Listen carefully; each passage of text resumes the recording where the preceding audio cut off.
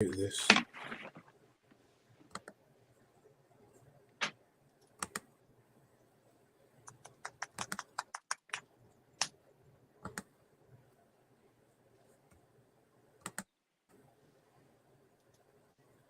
What's going on with this? Continue to YouTube. Oh God. Have a look again. Did you forget how to do it? No, let's try it again. No. I'm just looking at what's going on. Have a look again. Yeah. We're here, yeah. Did you forget how to do it? No, I've done it. We're live now. I've just got to mute this. No. Okay. It's got to add Spencer here, then we're good. Is he in yet? Yeah, he's in. No. I'm just trying to do it. But his device is not connected. All right. Maybe I have to. Right, I've done it. It's fine, right? Yeah, you're here, mate. Yeah, you're here. We're live on YouTube, but I haven't. We're here. We're all here now. Then, but there's a 10-second delay, so I muted it on YouTube. So, right, we're live now. Everyone, welcome to the Main Event Boxing Talk podcast. Hello, Tom. How are you? How are you, Tom? How are you, Spencer? I'm all right. And yourself? I'm very good, mate. Yeah. Right, let's kick things with Tommy. Are you there or are you dead? Hear me or not? I can hear you, yeah. Okay. Okay, we need to raise the volume. How's that? Is that better? Right. Yeah, that's much better. Right, people, we've just got a few technical problems. Right, let's start the podcast. Nia Inoue stops Nanita Donaire in, was it 2 rounds? Yeah, the second round. Yeah, definitely. To add the WBC belt to his other 2 belts. What do you guys think of this? It was a smashing. It was surely a smashing. He was he was there for the taking. Listen, he got dropped in the first round. He probably should have called it a day after that one because he really didn't look like he should have carried on. But I believe he, survived the round good enough. Then he got hit with another shot. You could see what his legs did, that it was over. It was only a matter of time. Yeah. So what did you think, Tom, of the fight? Very simple. Oh, I thought that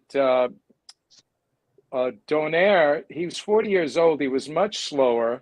He keeps his left hand down because he likes to throw a powerful left hook, and he was just timed, and he was caught with a perfect shot in the temple, and he couldn't recover. That was it.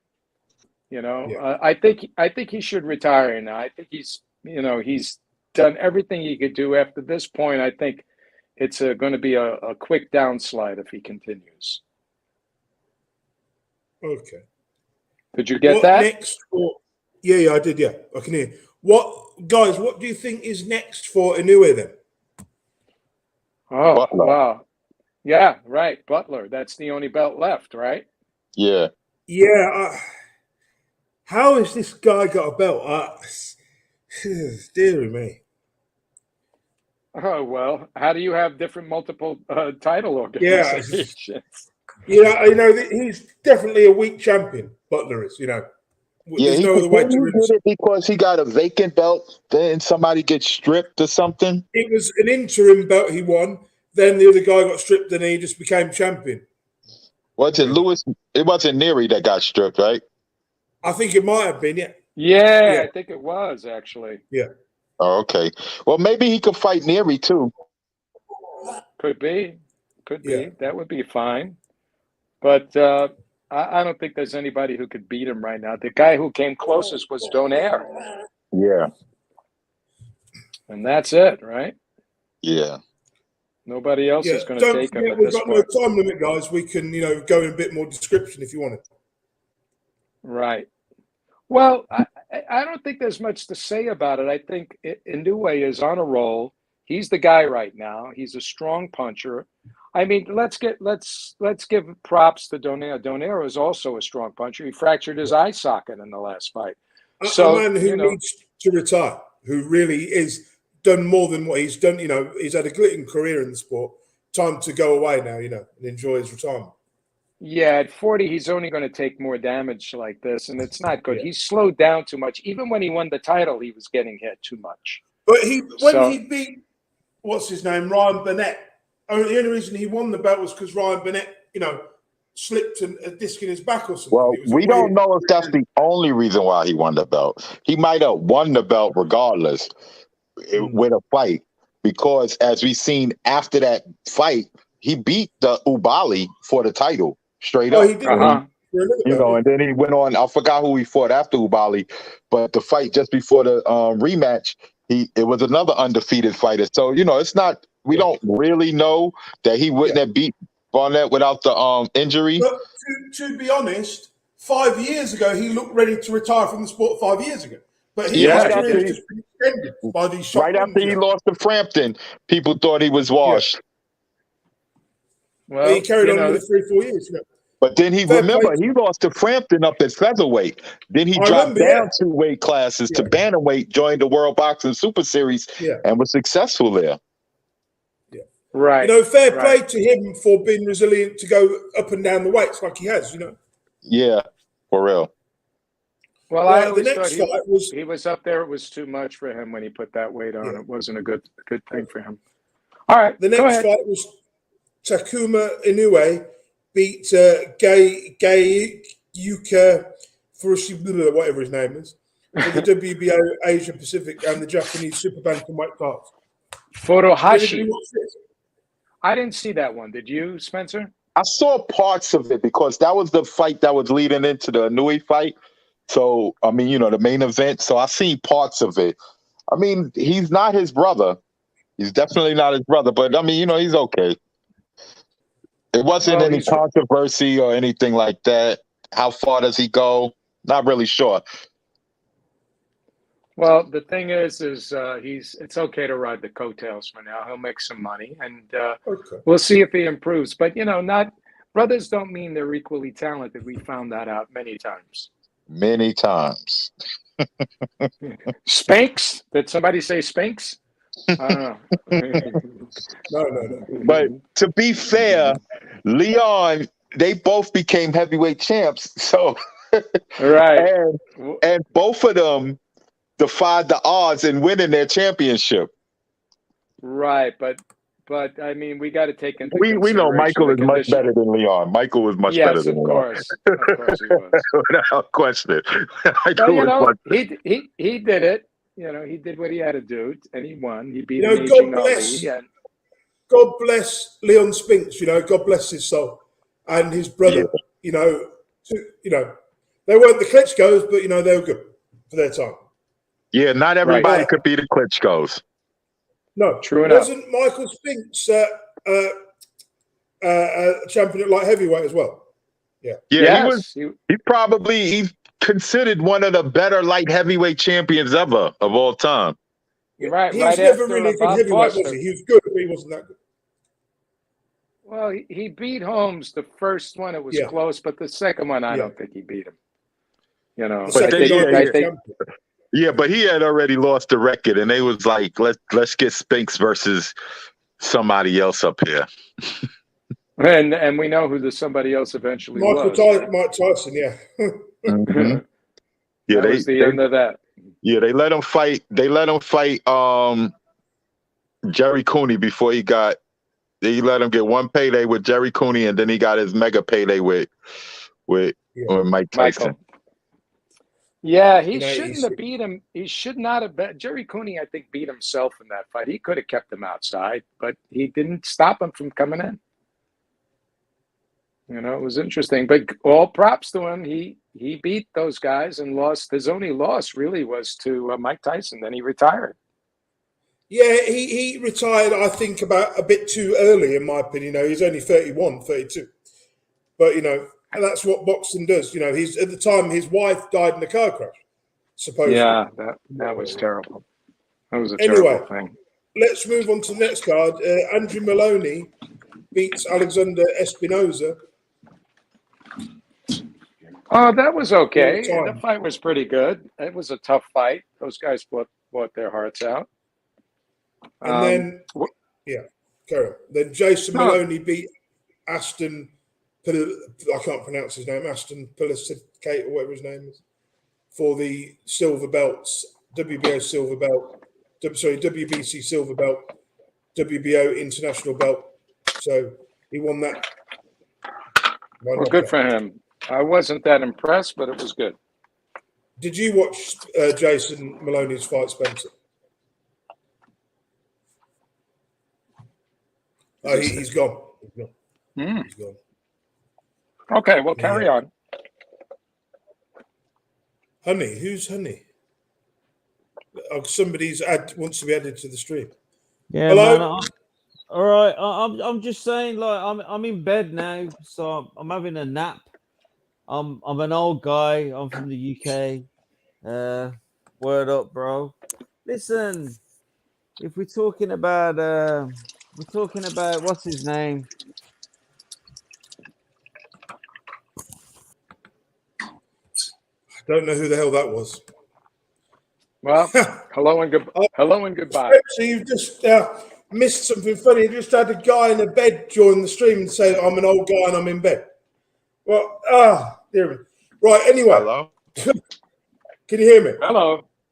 No. Oh, I can hear you. Hello. Right. Hello. We just had. Did you hear what I said a minute ago? We just had some weird guy who was in bed saying, "Oh, I'm an old guy and I want to talk about the." Can y'all hear me now? Yeah, I can hear you. Yeah, you're loud and clear. We were talking about Jason Maloney. I wanted to hear your opinion about his performance. That's the one that stopped the guy, right? TKO, yeah. I mean, they're in the unfortunate case of being in a division where Nui is roaming around, so they're not going to get but so high. I mean, I think they're fundamentally sound, both of the twins. I mean, they're twins, right? Andrew and Jason? Yeah.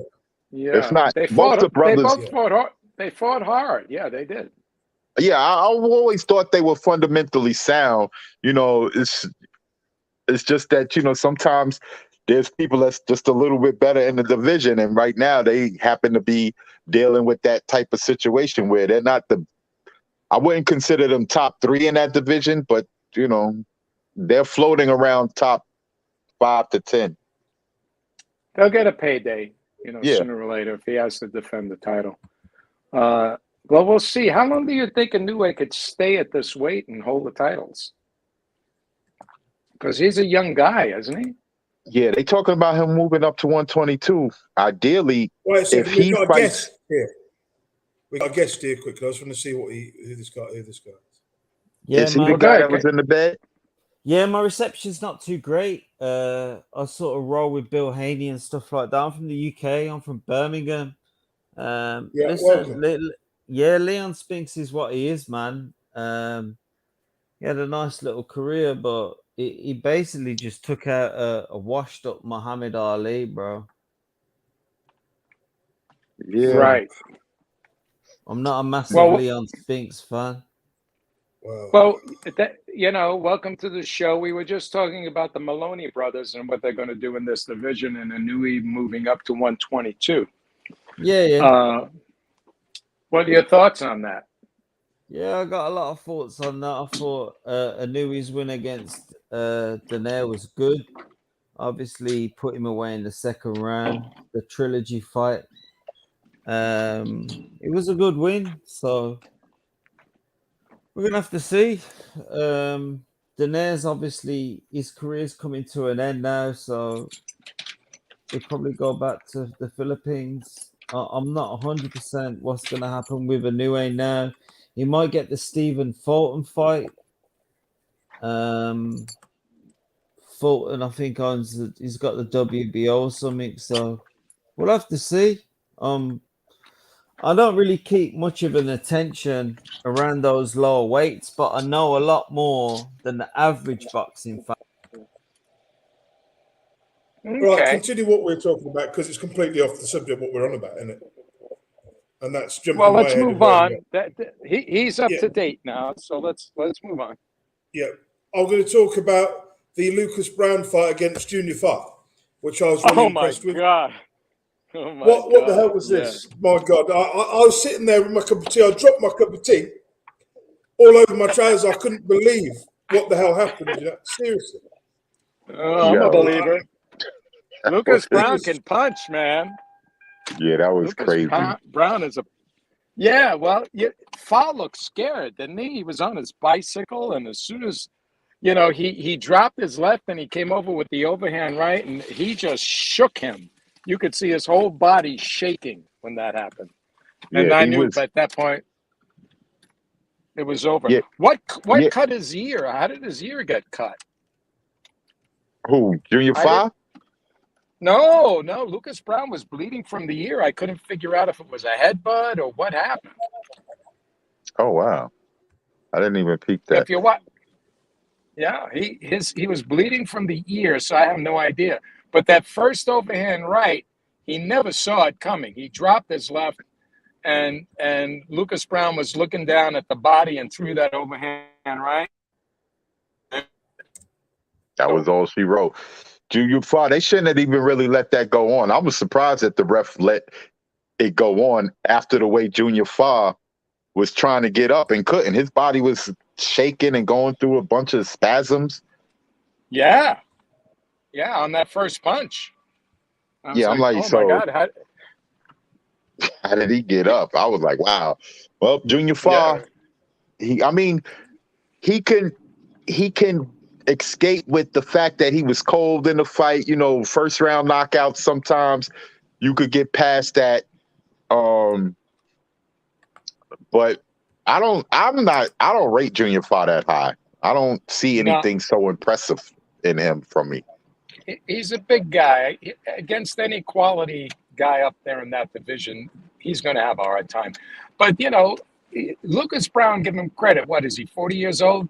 And I told 42, 43. Yeah. I told Nathan, I said, what are you surprised about? The guy's always been a devastating puncher. That's the last thing to go, is the punching power. The funny thing in this fight was Junior Five, it's like he came out and I thought so it will probably last 3-4 rounds and then Brown will get stopped. I wasn't expecting it. I knew Brown could knock people out. But when I saw Far down, I started laughing. I couldn't believe what I was watching. This is the guy that went 12 rounds with Joseph Parker. And he's getting spiked out by a 44-year-old washed-up guy. It's shocking. I know Far was never a top 20 fighter, but it's the way he was taken out that surprised me, I shouldn't have been surprised by it. No, because Styles makes fights, and if Lucas Brown is hunting him down and he's going to get him in the early rounds, you could see he was on his bicycle trying to avoid power from him, and that's what happened. He got caught, he got too close, and the right hand landed, and that was all she wrote. And the second one was behind the head, behind the ear. Yeah, that one was that one wasn't all the way a legit shot, but he was already done after the first knockdown.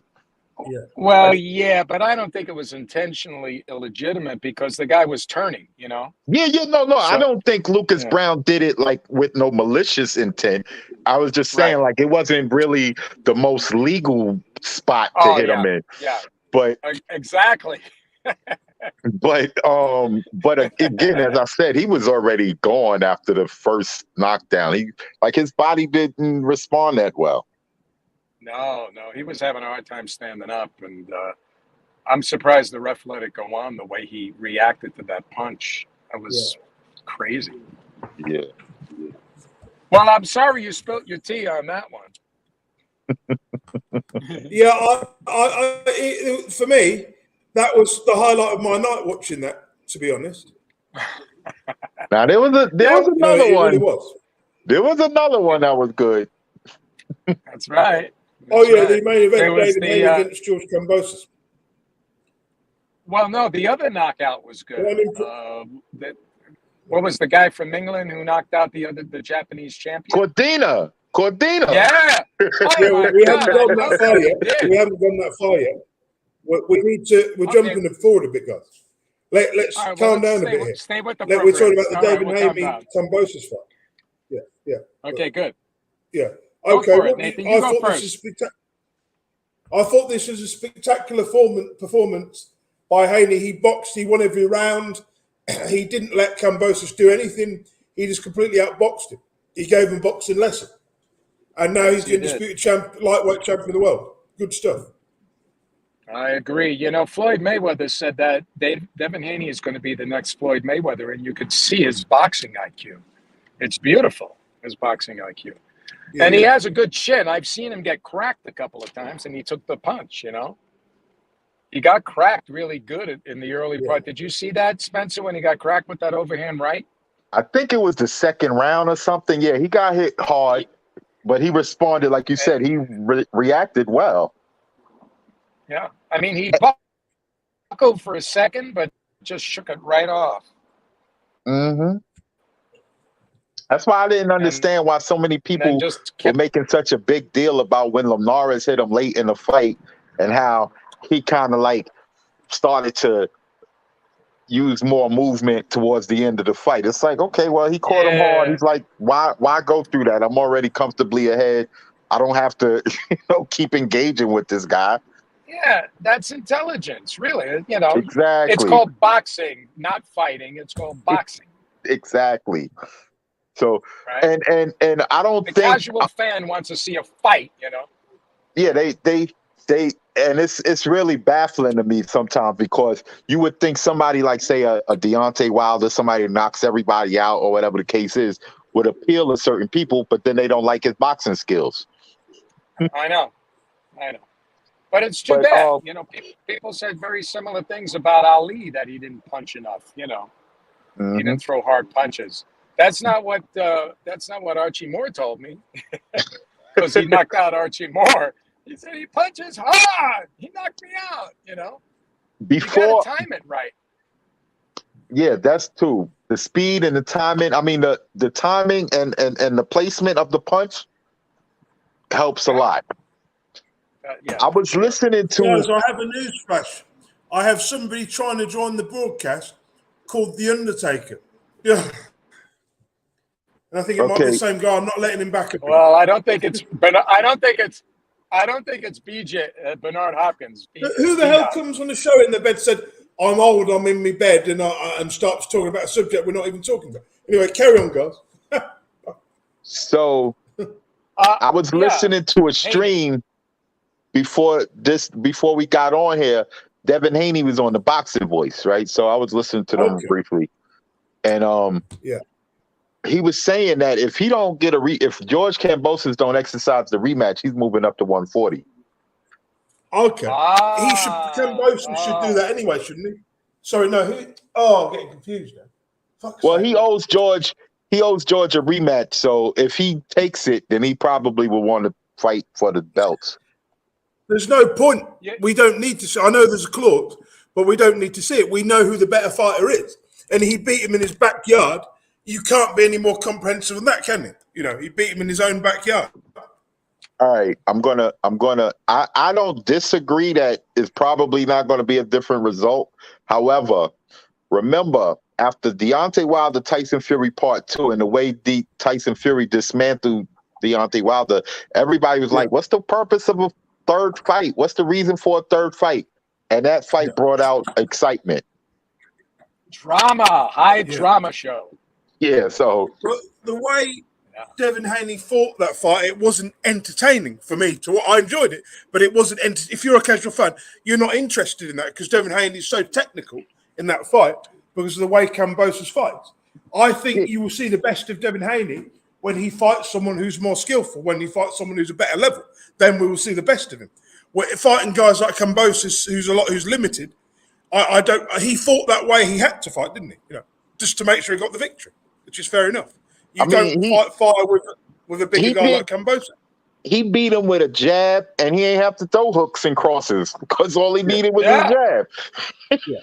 Yeah. All he needed. So On what the we're saying outside is, Yeah, so like I agree that if we see like a more well-rounded fighter up against Haney, we'll see more out of Haney. There'll be more of an exciting fight, perhaps. Yeah, I agree. But you know, Haney's about to start getting this whole ridicule like Floyd did toward the end of his career. Like he's boring and he don't fight and he, you know, I think all it was stylistically Kambosos is such a negative fighter because obviously he's a brawler. He's a negative fighter. You can't take risks with huge punches like Kambosos because you'll lose. That's when you make mistakes. So I understand why he boxed that way. I'm not necessarily sure Kambosos is a brawler in the sense of he might fight like that, but he's not like a brawler with strength. He doesn't have knockout power.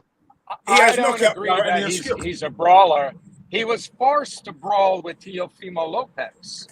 Right, because he got less knockouts than Devin Haney does. Yeah, he boxes and he has good speed. But you look at Devin Haney, and he definitely is going to have to move up to 140 because of his frame and his size. He could have stopped. He's not going to be able to stay down there. I mean, he's just moved up from super featherweight. A year ago, didn't he? When he won, as soon as he won the belt, he vacated and moved up. Yeah, but he's growing. He's young. He's growing. I mean, he's going to be 23 years old, 22 years old. He might wind up at welterweight. Like I said, he's with Top Rank. If George don't exercise the rematch, he's going to probably fight like maybe Josh Taylor. They might try to set him up with Jose Ramirez, one of those guys. Jose Cepeda. Or even Teofimo Lopez. Or Teofimo Lopez, right. Yeah, that would be an exciting fight because of the size-wise and the power punching. So, but that would be a money fight for both of them. Exactly. But the thing is, what are we going to see if we see a rematch? It's a payday for Kambosos, really. It's going to, he says if it makes sense. That means if it makes money, right? Right. If it puts them in a position to make money. So will it or won't it? That's the question. Yeah, and they was talking about putting it in Sydney. Would it be being in a different city in Australia? Would that help with the sales? Yeah, because he's from Sydney.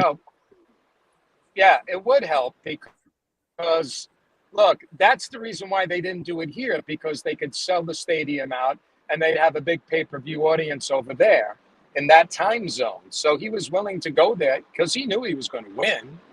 And he was willing to go there and defeat him in his backyard, as Nathan says. So, yeah, it would make sense money-wise to do it again there, but it doesn't mean that Devin Haney, I mean, he is contracted, but if he doesn't move forward with that, I don't think Kambosos should. I think, Haney should move up and he should fight for one of the belts after he vacates them. Yeah, he could actually fight Lomachenko. Right. For one of those titles, the WBO or something like that, and then try to, Well, Lomachenko and Haney would be good. That would be a chess game. Yeah, they was discussing that, but I'm not sure if, like, Lomachenko, his pride might not need a tune-up fight or prepared, get him prepared type of fight after being away from the ring for so long and, dealing with the war efforts and all that. But he might go straight into a fight. It would be interesting. I would definitely love to see it. But Haney's much bigger than Lomachenko. I know.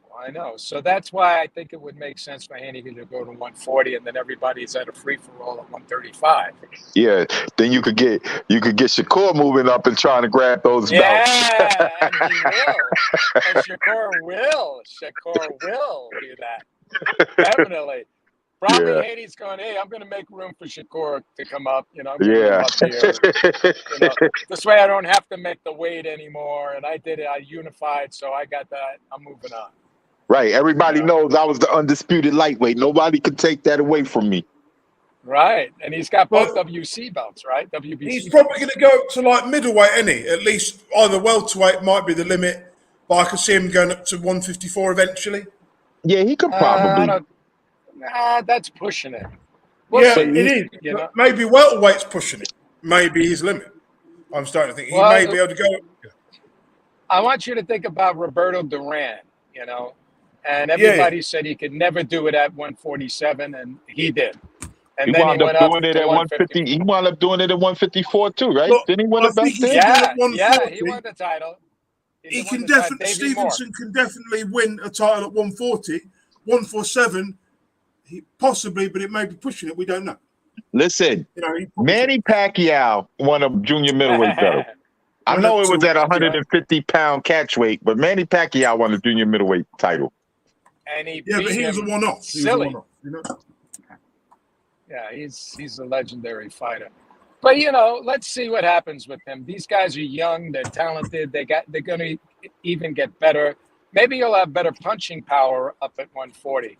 And you know, we never know about some of these guys. They keep their hand injuries to themselves sometimes, and they don't throw hard for those reasons too. So you can hurt it like. Sometimes I was gonna say sometimes the boxing gloves they use aren't always conducive for punching power. Also, that's right. That's right. So what do we got next? Hello, Nathan. Hello. I think it's the Yeah, I'm England. here. I think it's the UK fights we'll be talking about next. Oh, the one with Ishikawa. What was his name? Yeah, Cordina and Ogawa. Yeah. Ooh. Yeah, we'll talk about the rest of the card.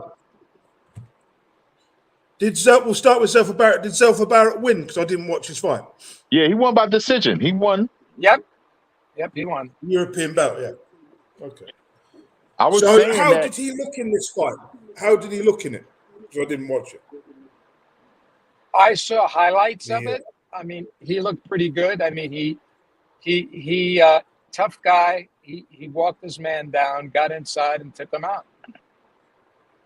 If I'm thinking of the right fight, he didn't stop him. It was a decision. He didn't stop him. Okay, so I'm confusing it with a different fight. Okay, but I did remember him winning. I remember him winning, but I didn't pay a lot of attention to it. Yeah, he was the fight. He was the fight just before the Cordina fight, and I think. Yes. If I'm not mistaken, because the dude that he fought, Cordina beat a couple of fights back. Farouk, I forgot his last name. Yeah. But Cordina beat him a couple of fights back. That's right. Yeah, and now I remember. Yeah, but did you watch the Dalton Smith fight?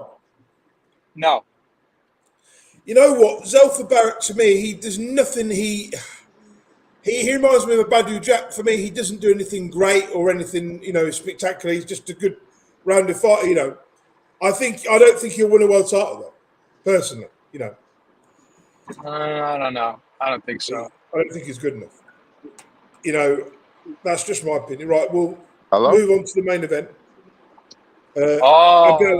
Against Joey Cordina. What a great win this was. In 2 rounds, that right punch to the right on the jaw, flush, great knockout. Take it away, guys. If you remember when we last spoke about this matchup, I said that the Japanese champion was a good brawler, but he kept his left low. Well, I watch the feet of fighters and where they position their feet. If you go back and watch that video, you'll see Cordina puts his left foot right to the toe of, I think it was Ishikawa. I forget how to pronounce his name. Ogawa. And then all of a sudden you see him fake a jab, right? Like he's going to throw a jab. Yeah. And the other guy drops to go to a left hook, which he likes to throw. And he stepped in 6 inches and let that right go right on the chin. Yeah. And that was it. That was perfect. Listen, that was perfect. Like if you wanted to show somebody how to feint properly, you show him a clip. You show him that move right there because he feinted to the body and homeboy bit. He sure enough dropped his hands like as if he was and then he came over the top with the right. I was like, oh, that was beautiful. Yeah, and he was going to throw a hook, so he dropped his left hand. He dropped his, it was at his side. Yeah. and bam. But if you see, watch his feet. If you didn't see it, you'll see him put his foot in front, and then he fakes that, and then he just slides just about 6 inches in and straight with that hand and turns into that punch. It's a thing of beauty, the way that the footwork placement Yo, and listen, everything. I said, when I seen it, I was like, oh, wow, that's like a knockout of the year candidate, Yeah. the way he just caught him. That guy's going to go far. Beautiful You know, shot.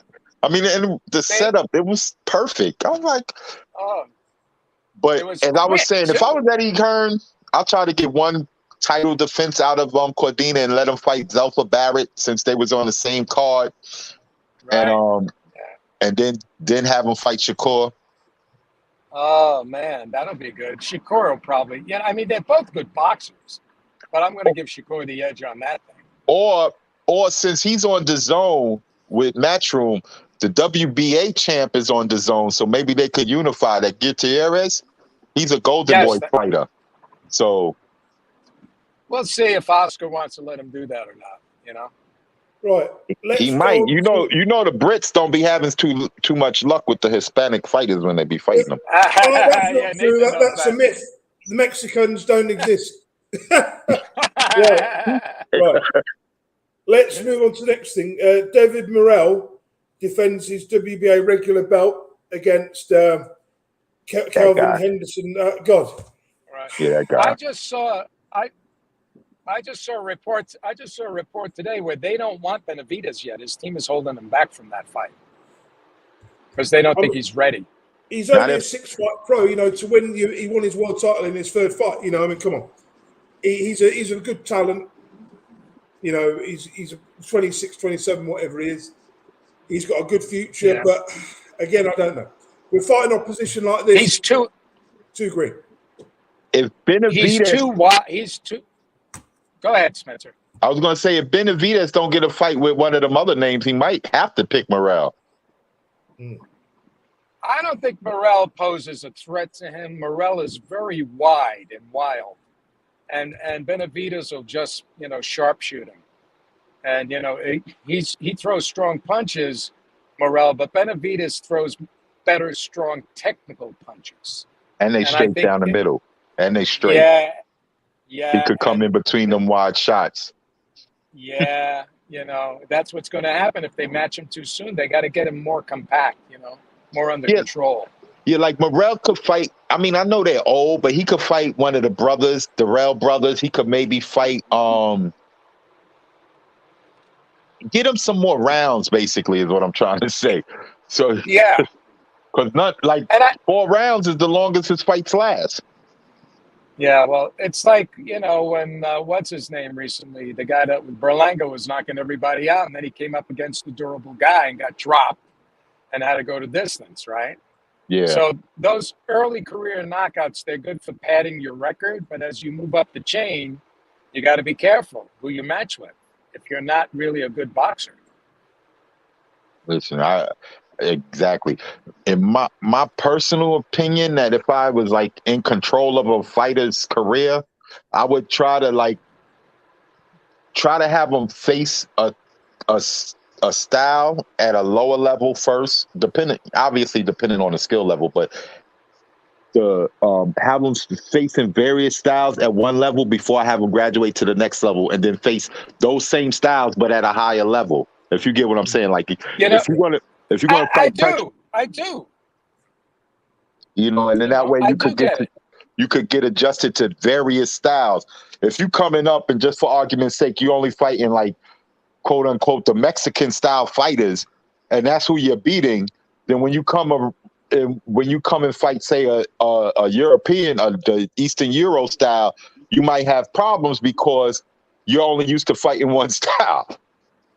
Hello, Canelo and Bivol. Exactly. Exactly. Bivol, he came up against the style he couldn't handle. Exactly. So that was that. I mean, but Canelo has faced Canelo. To be fair to Canelo has faced various styles of fighters. He got the Lauras. He went from Lauras to Triple G's, and you can't get any. There's no bigger contrast in those two styles of fighters. Oh, that's true. But the old timers, back in the day, when my father was fighting and before that, it didn't matter if you were coming up and you had a loss. You could have like a 49-6 record with 38 knockouts. It didn't matter that you lost. Then you would get a title shot, right? But records are so padded, like you said, and you can set someone on a path, like the Charles Martin path, or the what's his name? Who's that idiot? That big lump, the American heavyweight. They got the TBE. Who you talking about? Dominic Chris Brazil. Lovejoy, like Chris Lovejoy, and you can be 300 pounds and fight these Mexicans who no one's ever heard of, and get a ranking. And boxing's so corrupt with the rankings, isn't it? Oh, dear. I don't think that's the rankings.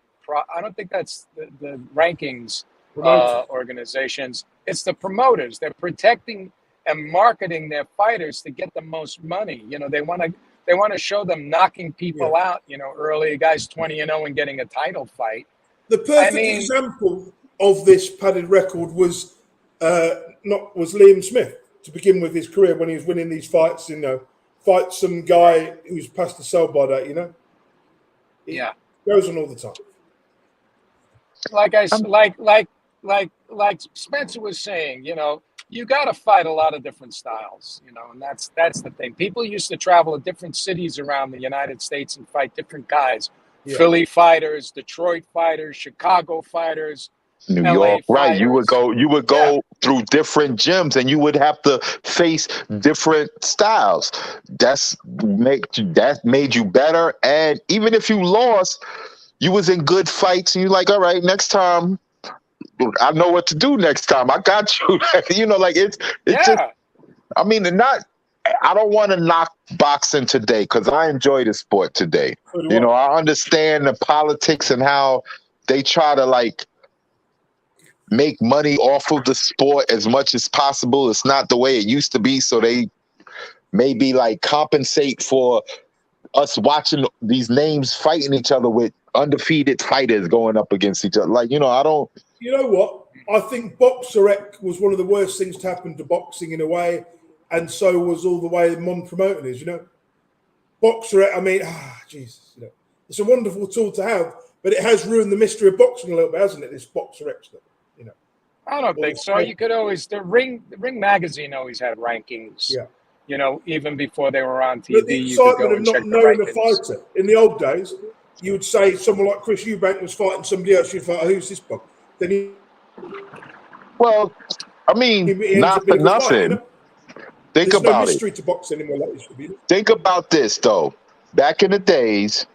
Here it comes. I know what you're going to say. Yeah. With the Ali days, Ali had 70 fights. He ain't only fight Joe Frazier and George Foreman. He had a bunch of other guys that he ain't fight that. Yeah. If he was to fight them nowadays, if a guy like Ali was to fight, say, Chuck Wepner, just for argument's sake, at that time that he picked Chuck Wepner, he would have been laughed at. Yeah, he would have been, yeah. But it became a good fight. They made a whole damn franchise of movies behind the fight. Yeah. I remember the early 90s, right? Boxing, obviously in the 80s, boxing was in a different place. Boxing was good. I've looked at old videos of boxing from the mid-80s. Man. There were some great matchups there, stylistically.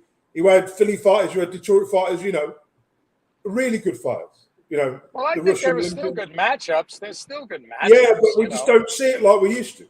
We have it now. We're like in the golden age of the heavyweight division. People are fighting each other now. But back in the day, everyone would fight everyone, wouldn't they, pretty much, in the 80s, 70s. I think, it's a different playing field now, but boxing is still, there are some great matches. It's a business. I know people like to say this, right? But I'm just going to throw a mention. Mike Tyson never fought George Foreman or Riddick Bowe, right? Oh, I know. And those were names during his heyday that people would not have mind to see. They was asking for Foreman versus Tyson for a minute. So and Bowe.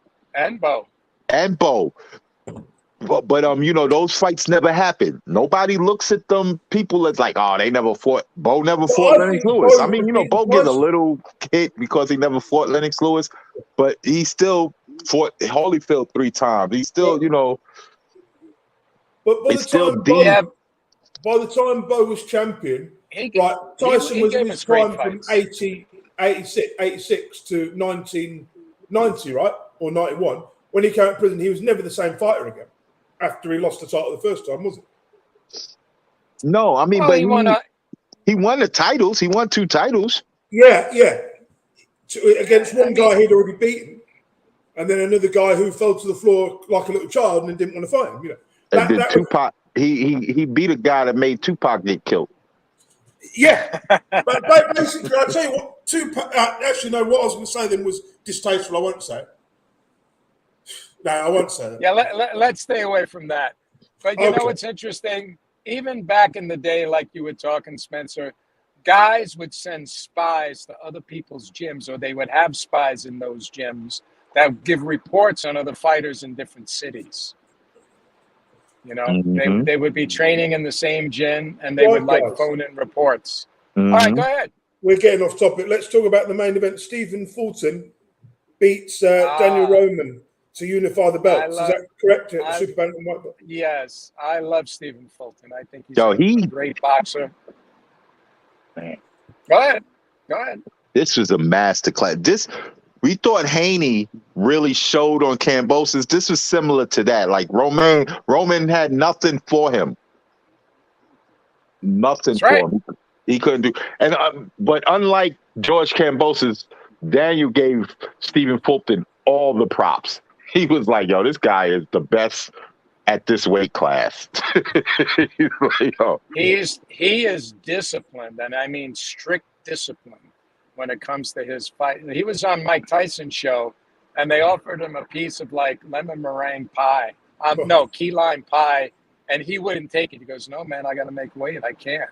This guy lives a clean life, and he's totally devoted to boxing because he's smart, and it shows when he fights. He's fluid. He can punch. He can take a punch. He's fast, strong. I'm a fan. Let me say that. Definitely. And the surprising thing is how he beat Roman this fight. The way he fought this fight was totally different than the last 2 fights, because against Leo and Figueroa, it was like a toe-to-toe back-and-forth battle that, Roman might have came in there thinking, I'm a little bit better than, or a little bit stronger than those guys, so you might not want to go toe-to-toe with me. And he didn't. He outboxed him the whole night. He can do it any way he wants to do it. He can do it. Yeah, I think he might have won 1 round, Roman, and that's being generous. Yeah, there was one fight a couple fights back. I forgot the guy's name. It was a short last name. That was a war. Leo. I don't remember that. Leo. That was a war, man. And then he had listen. The fight he had just before this one against Brandon Figueroa was a war. Yep. It was like a fight of the year type of fight. But did he really have to fight those guys like that, or was it just because he wanted to? That's the question. I mean, because he doesn't have to. No, we see he could box. Wow. Yeah. I know. Better than all those guys. I think he said that. I think he alluded to that in the post-fight when he was saying that he fought them that way because they thought he couldn't fight that way. Right. Well, he's trying to prove a point, and also that adds to his marketability and people noticing him. That kind of stuff. But I'm a fan. I think he's going to be champion as long as he wants to at this weight, and then he'll move up.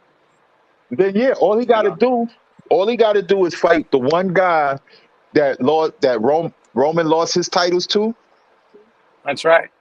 And then he's undisputed. Yep. And there we'll go. But the only obviously it's the cross network stuff. I don't know if they'll do it, but they should like offer one for the other. Like let him have that fight on his network, and then they give up another fight on their network, something like that. Yep. Well, I want to see him again. I think he's just brilliant. He's a brilliant. We have this pound for pound thing. You made a good point in your video. What does it matter? I mean, these guys are great fighters. and that we're talking about Haney, Fulton, Stevenson, Davis. I mean, they're giving us great fights. They're giving us exciting fights. So Exactly. Yo, Tom, you don't know how much. This might be a pet peeve of mine, where I hear so many people beef about the fights we're not having, and I'm like, do y'all understand that there are fights that are going on? It might not be the Bud Spence fight that we want, but we got a bunch of fights that are good fights that's going on. Yeah. We got Boots coming up. Boots is causing us a big stir. There's This weekend coming up, we got like 5 fights, 5 different fight cards. Not everybody is names, but they're fight cards. So there's potential for us to see a bunch of good fights coming up this weekend. It's the Hall of Fame weekend, so they always got like a bunch of prospects. Move on, guys. Somebody's right. We better move on. All right. We've got another card on Saturday. We get excited. I'm sorry. Yeah, we've got a card on Saturday, 11th of June, which is headlined by Ria Kapor against Fabio Turchi. But I'm going to talk about one or two fights before we get to that. Chris Congo will be fighting Sebastian Formella, former victor of Conor Benn, for the WBC International Silver title. To be honest, I'm not high on Chris Congo at all. Formella should take that fight. Who? Chris Formella. Congo. Isn't he the dude that I think Sean Porter fought a couple fights back? Conor Benn as well. Conor Benn, and he's a former illustrious IBO champion as well. Right. Conor Benn knocked him out. No, he beat him on point. Oh, he beat him on points? But that's like a good year and a half ago, nearly just before the pandemic, I believe, or just after. Well, I think Formella should take that fight. That's my opinion. He looked pretty decent against Sean Porter. Yeah. But Chris Congo was like a prospect where so many people had high hopes, and then he lost to a good fighter called, I can't remember his name, but a lad who's a pretty good fighter. His dad is his trainer. I can't remember his name. But he's a very good fighter. So I think Chris Congo should really win this. But again, I think he's fighting at the level. I don't think he's going to get any better myself, Chris Congo. Hey, people got to stay in their lane. What is this platform? What is this? It's on the Zone? It is on Sky. It's on Sky, British Sky, which I'll be watching on Saturday. And let's talk about the main event. Ria Kapor against Fabio Turchi. Ria Kapor is ranked in every major governing body, right? But he hasn't really fought anyone. He's beaten the top British guys, like Matty Askin, the top sort of British guys. But he's like a poor man's Lawrence Okoli, and that's as nice as I can be about it, which is not a bad thing. But he's like the crew where Okoli is like the big name, and Ria Kapor is like the rival that wants to be the Lawrence Okoli. Does that make any sense? It's like when Tyson Fury's chasing David Haye sort of thing, situation. Well, I think you pretty much sum it up there. It's an eliminator. So what I'm basically saying is Ria Kapor is fighting a guy he should beat, right? But I just don't see him getting to world level. I don't see anything in him. He's a boring fighter. He doesn't bring anything to the table. He doesn't say anything in the interviews. He's just as dull as ditchwater. I don't see any marketability in this man at all. And I don't know why Sky and Wasserman are wasting their time with it, personally. They don't have nobody. AJ just left them. That's Sky. We're talking about Wasserman. We're not talking about Eddie Hearn. Ria Kapor doesn't. He's actually manager is Dillian White. Dillian White is Ria Kapor's manager. I was just talking about the Sky. They don't really have too many people to air because Eddie Hearn took most of the talent away, and AJ was the last bit of talent they had. They're doing a better job than DAZN, to be honest. Well, you would be able to rate it better on your end. I can't really say that on my end. How Sky is doing now. Like a guy who could probably win a European belt and possibly fight for a world title, but how can I put it? Those fighters that are good British level fighters, and like Josh Kelly. they're never going to be. Yeah, like like a Matthew Hatton. You know, they're never going to be anything special. Yeah, like a Josh Kelly or you said, Matthew Hatton. Yeah. Yep. That sort of level. And there's nothing wrong with that. Well, they got to put content there. You know, they got to have fights. So that's what they. That's what I was they saying. Like they don't have him in to a potential world champion. They think they can replicate what they did with the Coley. I just don't see it. Well, you know, Eddie Hearn changed the way, changed things over there in England. And in a good way for him. And he's put up some good You fights. have to build new stars. You have to build, and that's what British boxing needs, new stars. Right, anyway, I don't want to bore us anymore with this because I'm just boring. Let me go to the next thing. The next card is another British card, which is headlined by Matt Leach against Liam Davis. Do you know anything about these guys? Because nope. Leach sounds familiar. I may have seen him fight before, but I really don't know. I couldn't speak on it. This is BT Sports or BT Sports, yeah. So this is a Frank Warren card? Yeah. Willie Hutchinson's on it. I know who Willie Hutchinson is. He's a former world amateur champion who was at one time something to do with David Hay. But that name sounds familiar too. He's I put that up because, those are the fights that's supposed to be airing on TV this weekend, either in the US or the UK. So, he'll be fighting a guy called Carol Horse Gisette, who is a guy I've seen before. So Willie Hutchinson's pretty good, and Muhammad Ali is an Asian British fighter who's pretty good. We got Muhammad Ali on the card. Oh, no! But he's a Pakistani guy who's pretty good. He's tipped to be like a future world champion. So, okay. So it's not the real Muhammad Ali. It's not the real one. Well, it's the Asian one. The Asian one. Well, that's okay. God, I wish we could bring that man back to life. Jesus Christ, and turn back the clock 50 years. Jesus. Right. Yeah, they got a Showtime card at on Friday that's supposed to be the card that's for the Hall of Fame induction stuff. This is a Mexico one. We've got a Mexican card. We've got to do it. Okay. We're going to talk about that one first. Okay. The Mexican card, which is headlined by the match. It's a matchroom card, and it's headlined by Hiroto I can't pronounce the name, against Esteban Bermudez. These are the lightweights, right? I mean, flyweights, right? Yeah. Again, I think I've seen the name. I think I've seen the guy fight one time, but I'm not, because he's a junior flyweight. So he really small. I don't really get to see too many of the small guys fight that often. I think we're going to have to start giving people schedules like, you watch this division, I'll watch that division, sort of thing.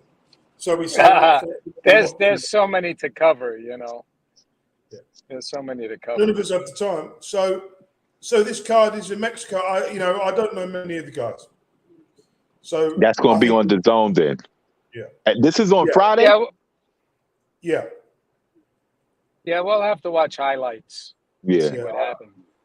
That's the best way to do it because you can't see everything. Let me go to the next card. The next card is Turning Stone Resort and Casino. It's a Showtime card. I believe it's headlined by George Arias.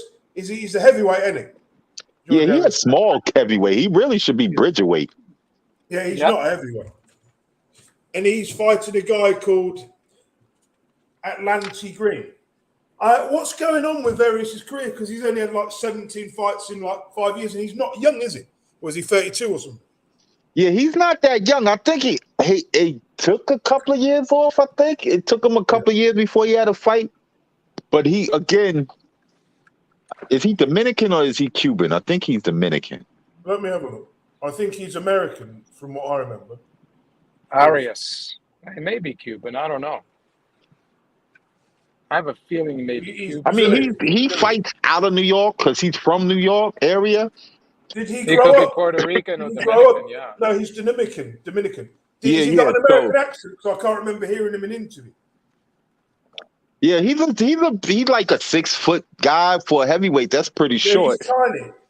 The last time I saw him fight was against Cassius Chaney. Right, and he to beat be him. honest, I think didn't he beat him? He beat him. Yeah, Yeah. he did. But I wasn't think he beat impressed. him, yeah. I'm not impressed by him. You know, at this weight, he should definitely go down to cruiserweight or something. He should go to Bridgerweight. They got a whole division for those guys. And then the next fight is a guy who I love watching fight. Zhalalov, the Uzbekistan Olympic gold medalist. Okay. He'll be fighting a guy called Jack Malawai. Is that the main of that's like I think it's a co-main because on my flyer that fight is the one that's advertised, the Malawi fight. Zhalalov is 29 years old. He's 10-0. I'm impressed with Zhalalov. I like him, but they need to get a move on with his career. You know. Yeah, he's you know the you got to have crowd support, fan support also. That helps to move you along. If you the casuals don't know who he is, don't care who he is. You know, it's not like he's got any massive knockouts. You know, right? That's what I'm saying. Like, if you're not coming from a place that has like a big loyal following behind you, or you're like the pride of your country. Yeah. Can you hear me? Yeah. I can hear you. Yeah. He should probably change his name like Kid Diamond. Do you remember Kid Diamond, the guy from Kazakhstan? He was a lightweight. Yeah, I do. 10 years ago, 12 years ago. I think if he changed his name to Big Bad Joe Zhalalov, he might get, you know, he might get some more support and wear a cowboy hat, you know. Either that or Muhammad Ali. I'm on my phone. I'm gonna tell you why. I'm on my phone, and if I don't touch the screen, it freezes. You know, like it goes to screensaver. Okay. And once it goes to screensaver, I get blocked out the StreamYard. What phone are you using? An Android? Well, yeah. What is it? An S8 or something, or is it an up-to-date one? I'm sorry, I ain't hear you. Is it an up-to-date phone or an old one? No, it's the latest Samsung. S22. Well, it's an S20. No, S21. Excuse me. Okay. On the rest of the card, I don't even know any of these guys because they're not even, you know, like. Yeah, as I was saying before, Nathan, like this is the Hall of Fame induction weekend, and they usually put a prospect card up there. They don't really have a lot of name guys. Is this the Castanota Hall of Boxing Fame, the big one? Yeah, the one upstate New York. Who are the famous names that have been inducted? Because I'm not paying attention much to it. They doing a 3-year thing or a 2-year thing because of the pandemic. I think they got Bernard, I think Floyd, I think Klitschko, I think a bunch of people is inducted in this ceremony. Okay. If I'm not mistaken, I think it's a bunch of different people because the pandemic had them not being able to do it for a couple of years. Yeah. Okay, let's move on now to our next card on Saturday. This is headlined by Jamie Munguia against Jimmy Kilrain Kelly, who is a British fighter. Are any of you guys familiar with Jimmy Kilrain Kelly? Yeah, only because he was about to fight Munguia. I had to check him out. All I can tell you, I've seen him fight about 4 or 5 times in the last 6 years. He was Liam Smith's first defense of his world title. And this guy is European level. He's not a world level fighter at all. Nowhere near. Yeah, that's what they're going to try to feed Munguia until he could get his Triple G shot. This guy is not even wouldn't win a European title. He's British level. So they're basically feeding him a guy who's British level. I don't understand it. What they're doing with him at 160. Because he's at 160 now, isn't he? Yeah. Yeah, he cannot beat Andrade. He cannot beat Janabek, I don't think. And he cannot beat Charlo at this moment. So and Golovkin's about to fight Canelo, so he's he got to fight somebody. Yeah. Okay, we'll move on to I think they should have had Munguia versus Chris Eubank. That would have been okay. What do you think, Tom? Tom, are you there? Tom, can you hear me, Spencer? Yeah, I can hear you. Tom, I can hear you. Okay. What do you I'm think here. of I can hear Munguia you. fighting a British level fire in Jimmy Kilrain Kelly? I think they're keeping him busy and keeping his record protected. That's what I think. Okay, fair enough. Before we move on to our last kind of subject, there was something I wanted to bring. Apparently, there's been rumblings that Chris Eubank Jr. and Conor Benn may be having a fight at 160. What do you guys think about this craziness? I briefly, I seen a headline for that. Well, I'll tell you what I think of it. I think he's going up too big. Oh yeah, I think agree. he's going up too big. You know, that's not a good decision. In my opinion, he should wait another 2 years. When Eubank's really old, by then he'll be like 35, and then when he's won a world title at welterweight, I thought his whole plan was to win a world title at welterweight or a vacant belt, and then see where it goes from there.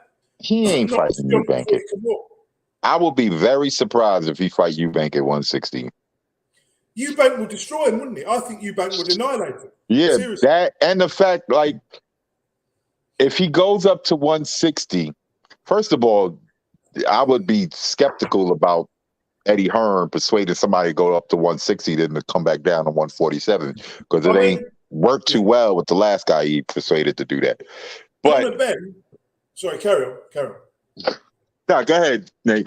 Conor Benn is too small for welterweight, in my opinion, to be honest. He's not big enough for to be a top welterweight, in my opinion. I've always thought this. I mean, if he's fighting the welterweights that's about to move up to junior middleweight, then yeah. But if he ain't smaller than Pacquiao was. Yeah, but he's smaller than Broner, isn't he? Or is he's about the same size as Broner, isn't he? Yeah, I believe physically. See, I would think that Conor Benn should try to. I know they were saying that Avanasian had declined certain fights, but Boots should try to. I mean, Conor Benn should try to fight Avanasian or something. Yeah, Boots is too good for him. Boots is just I didn't mean Boots. I didn't mean Boots. I did not mean Boots. I mean Conor Benn should try to fight Avanasian. I think Avanasian ducked Boots. That's who he or As was it Elvis Ortiz? said in his GI Blues song about they call him Daddy Big Boots. Big Boots is his name. Anyway, Trevor. Yeah. Yeah. So Boots is he's definitely the future. Him, Keyshawn Davis, Shakur Stevenson. I mean, I don't want to call them the future because they're right now, but they're going to definitely carry us over for the next few years. Next, we've got my favourite card of the week. I'm going to pay £10.90 for this on Fight TV. This is the Trevor Bryant, Daniel Dubois card. I will mention a couple of fights before we start. Jacree Scott will be fighting Jonathan Goodry, who was the guy who Trevor Bryant beat in his first defence of the belt. Right. And Jacree Scott has a ranking of 30 in the WBA. But they've done that for a reason in case one of the guys pulls out the fight. Say if Dubois pulls out the fight, then Jacree Scott will be drafted in to fight Trevor Bryant. Right. That's the only reason he's in the rankings. Luke. I heard Lucas Brown is ranked by the WBA. Yeah, he's ranked for 15. He was ranked before the fight. 15 before the fight, yeah, because he won the the WBA Pacific belt. So when you win these silly little titles, you then get a ranking, don't you? That's it really should be like that. Yeah. But he's also won the IBF Pacific belt as well, so he's now in the IBF ranking. Right. And apparently, Lucas Brown has been getting calls from Eddie Hearn. He can make one last big payday. Anyway, we'll come back to that in a minute. Jacree Scott should win this fight. Jonathan Goodry is just a fat slob who shouldn't even be there. Right. Yeah, that's just the body. Yeah. Let's talk about the man. Did anybody see the face-off that I sent in the group chat about Trevor Bryant facing off with Daniel Dubois? I didn't get a chance to look at it. What happened in it? Basically, Trevor, you know what you New Yorkers are like. He basically, Badman said, "Oh, you ain't going to do shit. You're a quitter. You're a bitch," and all this stuff. The normal Queens. Right. Yeah. And then Dubois was just standing there saying, "Yeah, you're not going to do shit." And this guy, he made Dubois look like a complete prat. You know what I mean? Yeah. You can't out-talk a crazy New Yorker at all. So we got Brian. Who you think is going to win, Brian or? So, we forgot the introduction for the WBA regular heavyweight belt. World. Yeah, it's the WBA World Heavyweight title. Trevor Bryant versus Daniel Dubois. He's the mandatory, right? Dubois is the mandatory, right? Yeah, he's the official challenger. So, because remember, he won the interim belt about last year. Right. So he, I mean, truth be told, I hope this is a great fight. It has the potential of being a nice one. It does. You know. So hopefully, my Fight TV subscription won't go to waste. But this is a donking production. Anything can happen. Yeah. Pinocchio might jump out of the sky. We just don't know. Or an I was just about to say we might see somebody streak on a parachute, be streaking naked. It may be Riddick Boat will come out with a bitch or something and start saying, "Oh, where's this parachute, man? I can't see it." Do you remember somebody gets shot out of a cannon or some stupid shit? And do you remember that twat when he got caught in the ring when he did that stupid stunt in the ring? What a dickhead! Oh my god!